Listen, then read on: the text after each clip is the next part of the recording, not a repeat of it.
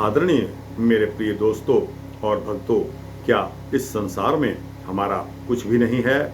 और दोस्तों, जितना हम बांटेंगे उतना ही अधिक आनंद हमें क्या मिलने वाला है?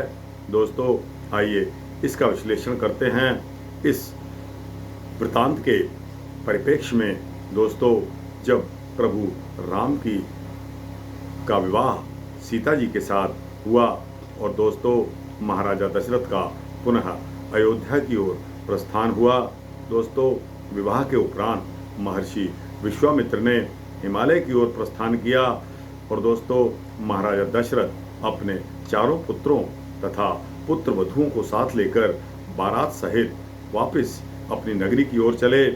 प्रस्थान करने से पूर्व महाराजा दशरथ ने दान के रूप में 4 लाख सुंदर गाय उनके बछड़ों सहित ब्राह्मणों को दान में दी।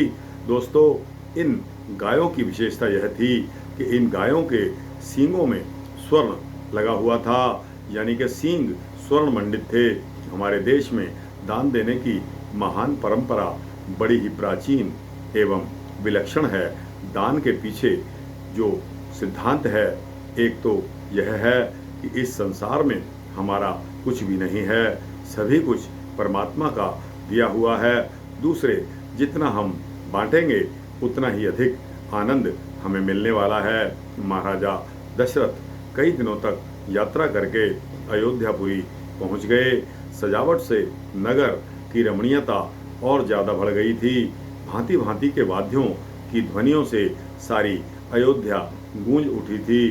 तभी नगर के बाहर गुरु वशिष्ठ की आज्ञा से महाराज दशरथ ने शिव, पार्वती तथा गणेश जी की विधिवत पूजा की, जिससे कि सभी विघ्न दूर हो जाएं। दोस्तों, राजमहल के द्वार पर अपने पुत्रों तथा पुत्र वधुओं का स्वागत करने के लिए तीनों माताएं स्वर्ण का थाल लेकर प्रसन्नतापूर्वक खड़ी थी। बहुओं सहित चारों पुत्रों को देखकर माताएं परम आनंद में मग्न हो गई। सीता जी तथा श्री राम जी की छवि को बार बार देखकर जगत में वे अपने जीवन को धन्य मानने लगी। मानो किसी योगी ने परम तत्व को प्राप्त कर लिया हो। ऐसे दिव्य दर्शन की लालसा किसमें नहीं होगी?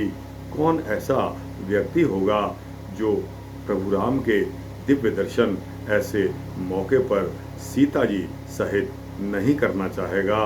तो दोस्तों, यह वृतांत मैंने आपको सुनाया कि इस संसार में हमारा कुछ भी नहीं है और दोस्तों सब कुछ परमात्मा का है, और जितना हम बांटेंगे उतना ही अधिक आनंद हमें मिलेगा।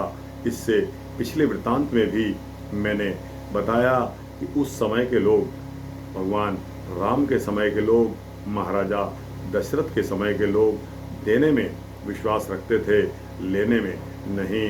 दोस्तों, यह वृतांत सूक्ष्म यहाँ समाप्त होता है। आपको कैसा लगा?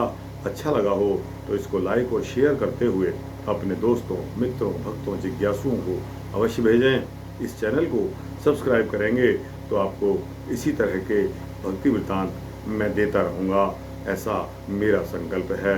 जय श्री सीता रामचंद्र भगवान की जय।